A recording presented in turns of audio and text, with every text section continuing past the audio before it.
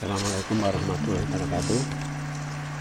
Pada kesempatan ini saya menyampaikan tutorial tentang iklim. Baik, kita mulai saja materinya.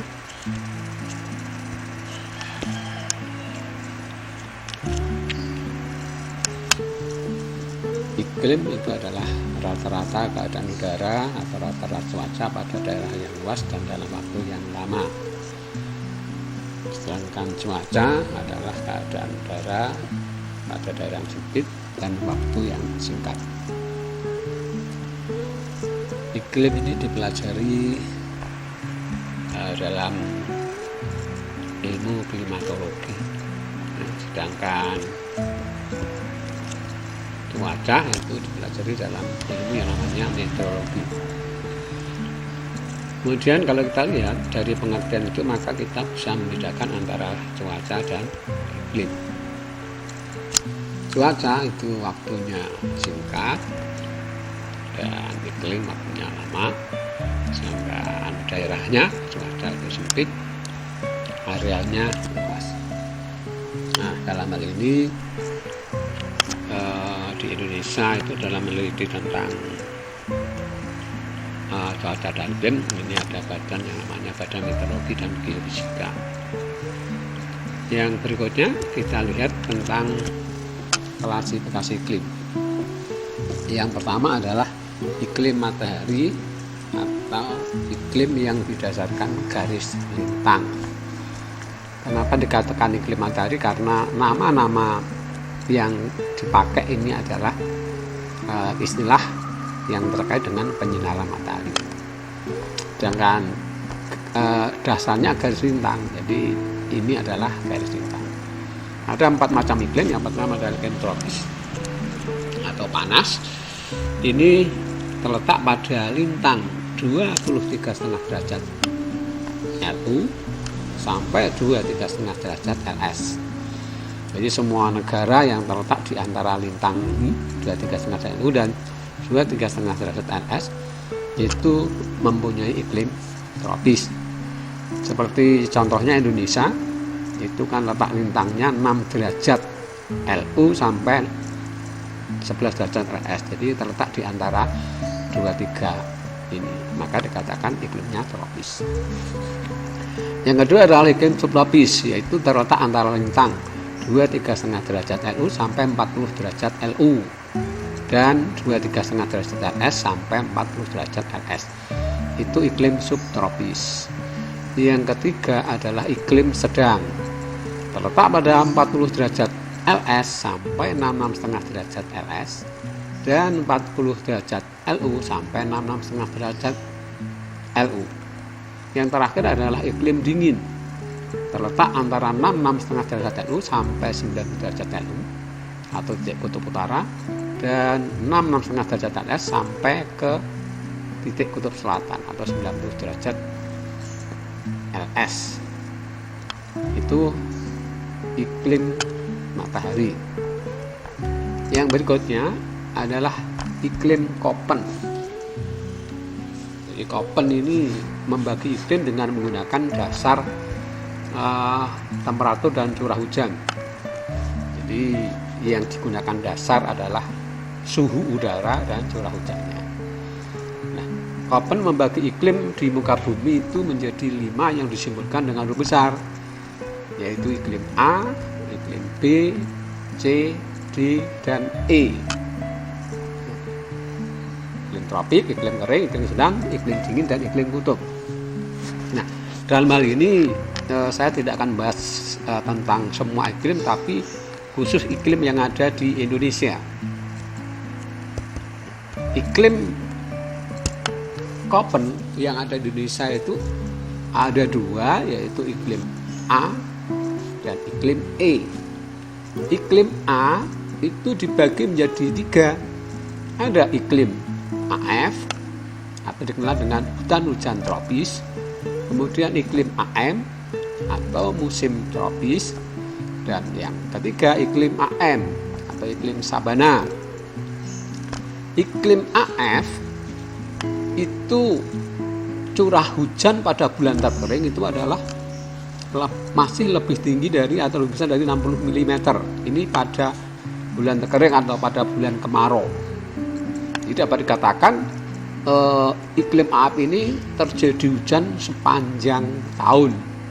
Jadi tidak ada musim kemarau. Ini daerah-daerah semacam ini ditandai dengan adanya hutan hujan tropis. Hutan hujan tropis ini adalah hutan yang tanamannya beraneka ragam, pohonnya tinggi besar, banyak semak belukar. Ini hutan hujan tropis. Ini misalnya ada di Sumatera, Kalimantan, dan Sulawesi Utara. Kemudian yang kedua adalah iklim AN. Ini dicirikan dengan jumlah bulan basah atau jumlah hujan pada bulan basah atau musim penghujan dapat mengimbangi kekurangan hujan pada bulan kering. Jadi antara musim hujan dan kemarau ini imbang. Ya. Biasanya ditandai dengan adanya daerah ini ditandai dengan adanya hutan musim, hutan yang tanamannya sejenis. Misalnya kalau jati semua. Contohnya adalah daerah Jawa Tengah, Jawa Barat, Sulawesi Selatan, dan Papua Selatan. Yang terakhir adalah iklim AM atau sabana. Ini jumlah musim keringnya lebih panjang daripada musim penghujannya, sehingga kondisinya daerah ini adalah kekurangan air atau kurang hujan. Ya. Kemudian daerah ini ditandai dengan hutannya adalah hutan sabana. Sabana itu adalah padang rumput yang luas yang diselingi oleh semak belukar. Daerahnya adalah Jawa Timur, Madura, Nusa Tenggara, Sulawesi Tenggara, Sulawesi Selatan, dan Kepulauan Aru. Kemudian yang berikutnya itu adalah iklim E atau iklim kutub atau salju abadi. Jadi ada dua, ET itu adalah iklim tundra. Jadi sebelum daerah kutub itu ada namanya iklim tundra. Jadi suhunya masih di bawah 10 derajat. Tapi kalau yang namanya yang berikutnya adalah EF, itu adalah iklim es atau iklim salju abadi. Ini yang di daerah kutub. Ini musimnya dingin terus-menerus. Suhunya di bawah 0 derajat Celcius. Nah, di Indonesia itu adalah ada iklim EF, yaitu di Puncak Jaya Wijaya. Yang berikutnya adalah iklim Yunghun. Yunghun ini membagi iklim menggunakan dasar ketinggian tempat dan vegetasi atau tanaman. Nah, Yunghun ini mengadakan penelitian di Jawa, sehingga pembagian ini adalah pembagian di Pulau Jawa. Ada 4 zona, yaitu yang pertama adalah zona panas. Ketinggiannya itu adalah 0 sampai 600 meter. Ini ketinggiannya 0 sampai 600 meter. Kemudian suhunya 26,3 sampai 22 derajat Celcius. Ini berkarakteristiknya. Jadi ini yang perlu dimengerti, dipahami adalah ketinggian dan vegetasi. Jadi pada ketinggian 0 sampai 600 meter ini tanamannya adalah didominasi oleh padi, jagung, kopi, tembakau, tebu, karet, kelapa, dan coklat. Terus yang berikutnya adalah zona sedang atau daerah sedang, itu adalah 600 sampai 1500 meter. Suhunya 22 sampai 17,1 derajat Celcius. Vegetasinya adalah padi masih bisa tumbuh di sini, kemudian ada tembakau, teh, ya, kopi masih bisa di sini, kemudian coklat, kina, dan sayur-sayuran. Terus yang ketiga adalah zona sejuk. Ketinggiannya 1.500 sampai 2.500 meter. Kemudian vegetasinya di sini adalah teh, kopi, kina, dan sayur-sayuran. Yang terakhir zona dingin, ini ketinggiannya di atas 2.500 meter. Di sini tidak ada tanaman budidaya, adanya adalah hanya lumut. Itu iklim Yunghun. Nah, kemudian untuk mempermudah mengingat, maka dapat kita lihat gambar berikut. Jadi di sini adalah 0 meter, 600 meter, 1500, 2500. Jadi zona panas, zona sedang, zona sejuk, zona dingin. Kemudian di sini ada vegetasinya ya, vegetasinya padi tebu dan seterusnya. Ya. Ini tentang iklim menurut Gun. Jadi gambar ini akan lebih mudah untuk mengingat memberikan iklim menurut Gun. Kemudian yang berikutnya adalah iklim Smith-Ferguson. Nah, Smith-Ferguson ini dalam membagi iklim menggunakan dasar jumlah bulan kering dan jumlah bulan basah. Nah, perlu diketahui di sini istilah bulan kering itu adalah curah hujannya kurang dari 60 mm, itu bulan kering. Dan bulan basah itu lebih dari 100 mm. Untuk mempermudah mengingat, cukup yang kita ingat adalah bulan lembab. Kalau lembab itu berarti antara 60 dan 100 mm, berarti di bawah, di luar 60 dan 100 mm itu adalah bulan lembab, bulan basah atau bulan kering. Nah, Smith-Ferguson itu membagi iklim dengan menggunakan istilah nilai Q, yaitu perbandingan antara bulan basah dan bulan kering. Jadi rumusnya Q adalah jumlah bulan kering dibagi jumlah bulan basah dikali 100%. Nah, nanti hasil pembagian ini itu akan digolongkan seperti tabel ini.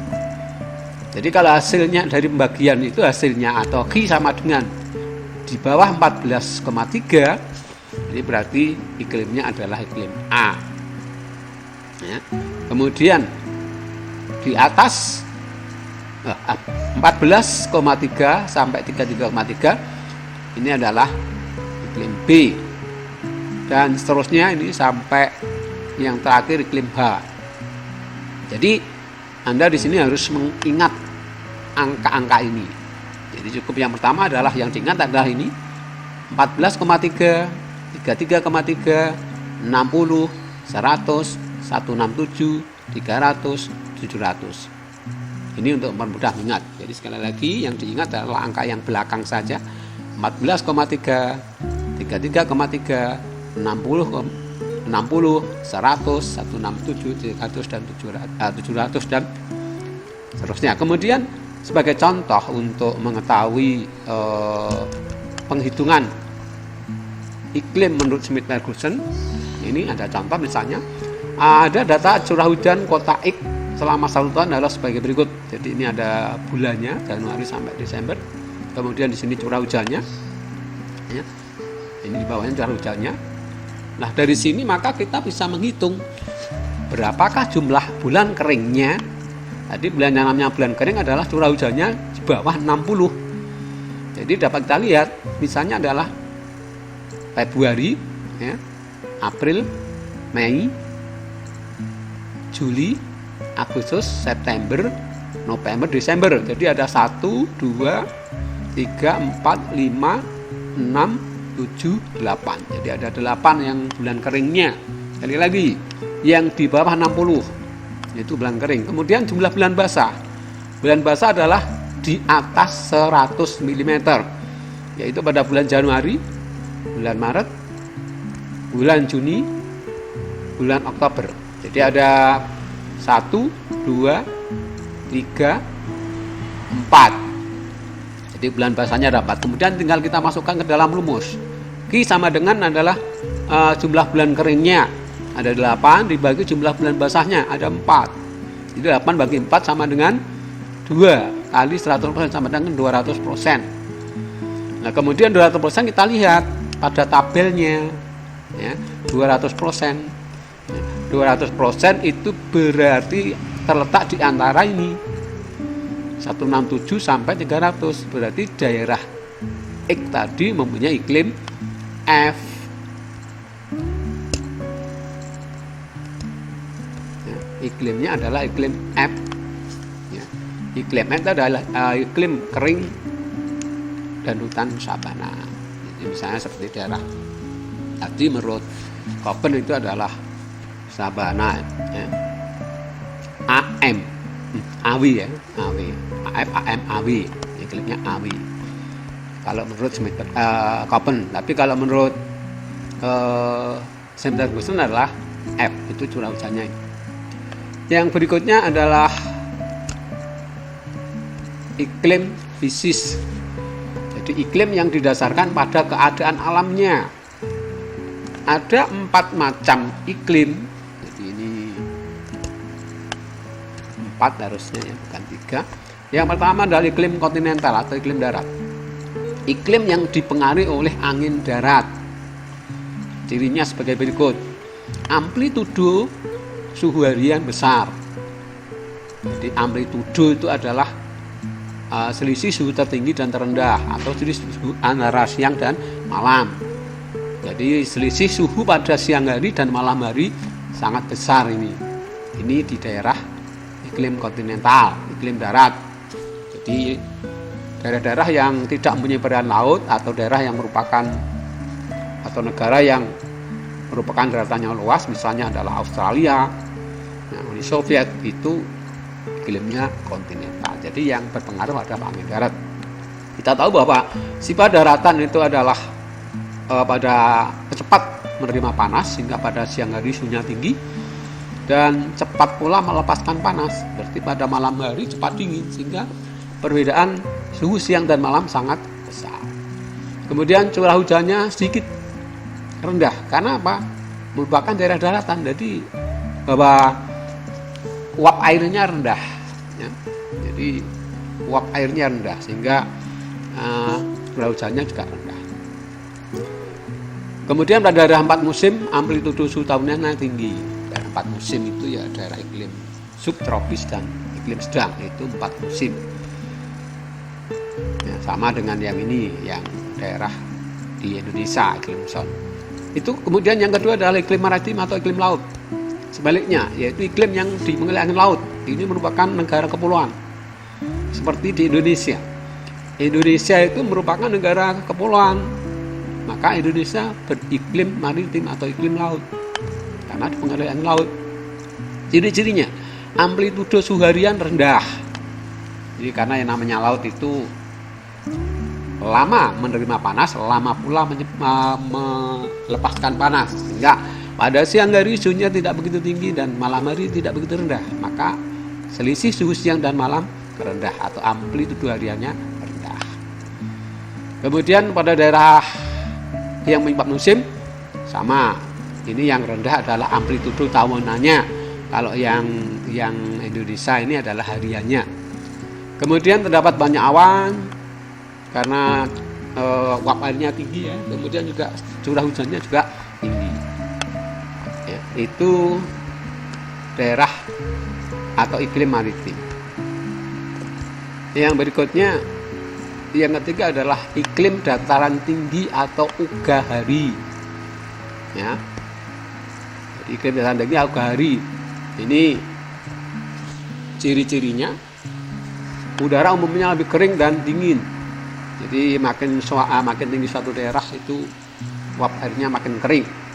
Dan setiap naik itu suhunya turun. Seperti kemarin kita sudah membahas tentang gradien termis atau setiap naik 100 meter suhu turun 0,5 sampai 0,7 derajat Celcius. Kemudian terdapat zona bayang hujan atau karena efek Von. Jadi kemarin kita sudah membahas tentang ada hujan orografis. Jadi hujan yang terjadi di daerah lereng gunung namanya hujan orografis. Kemudian terkadang turun salju ini apabila ketinggiannya seperti di Puncak Jayawijaya, ini ada hujan salju. Yang terakhir adalah iklim muson, dipengaruhi oleh angin muson seperti di Indonesia. Ya, itu ada angin muson barat dan muson timur. Berarti di sini punya 2 musim pengaruh dan musim penghujan. Jadi setengah tahun bertiup angin angin muson barat laut yang menyebabkan hujan dan terjadi pada bulan Oktober sampai April. Kemudian setengah tahun lagi bertiup angin muson timur.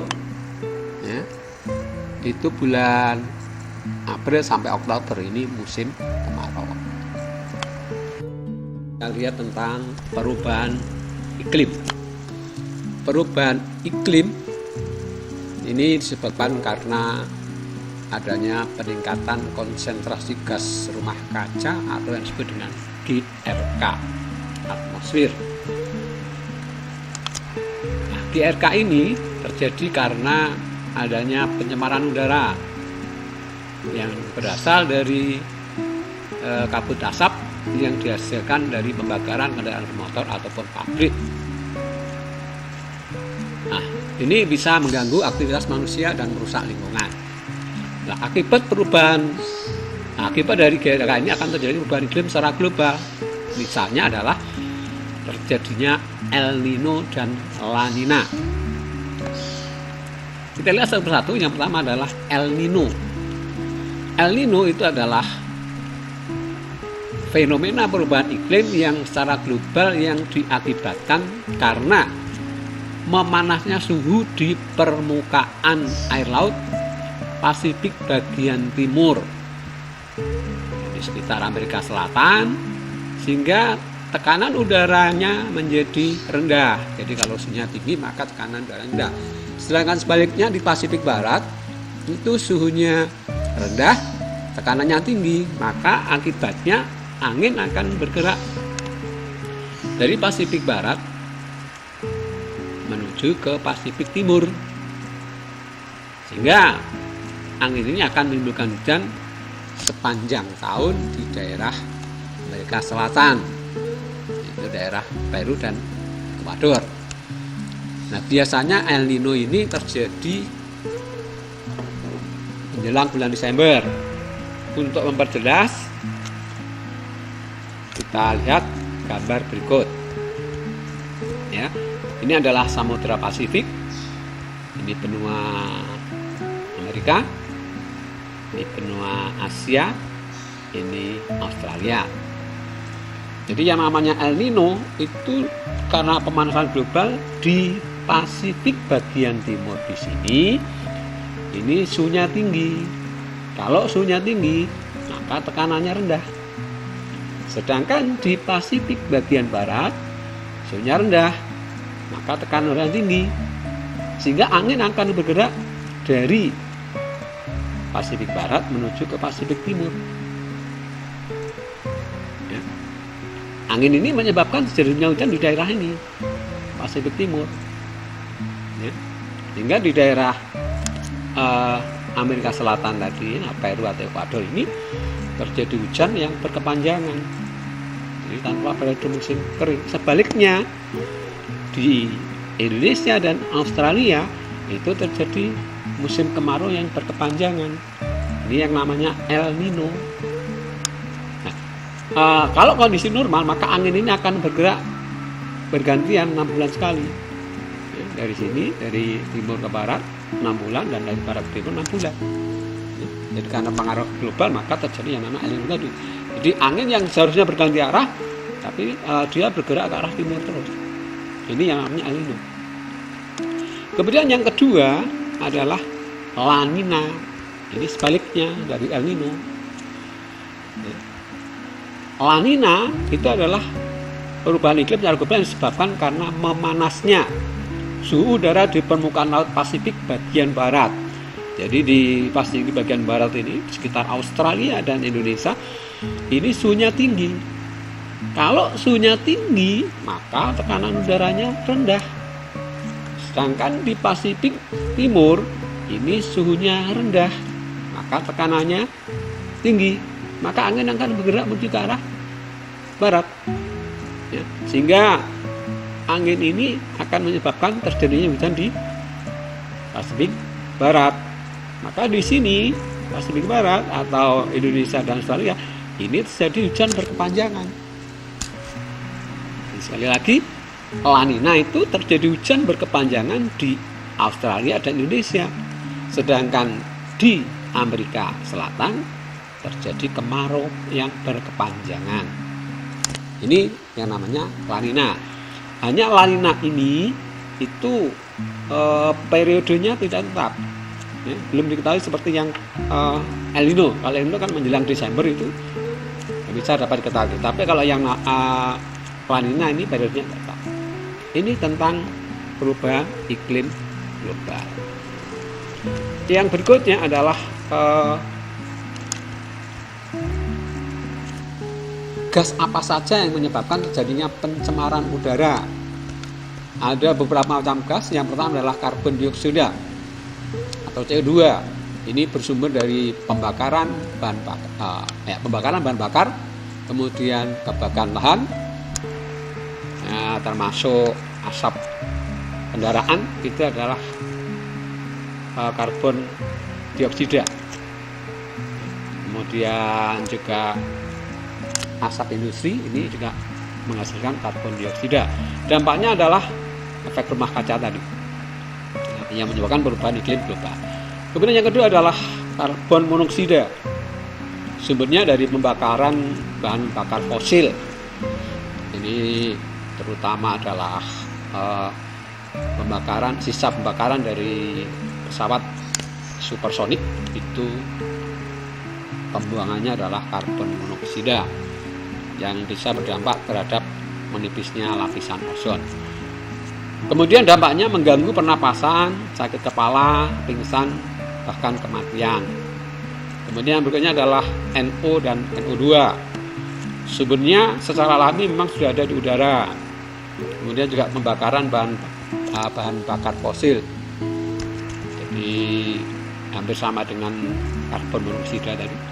Kemudian pembuangan gas dan fosil. Dampaknya mengganggu pernapasan, bahkan bisa menyebabkan terjadinya koma dan bahkan kematian. Yang keempat adalah fluor. Sumbernya adalah dari industri kimia, industri baja, aluminium, ataupun pertambangan logam yang mengandung fluor.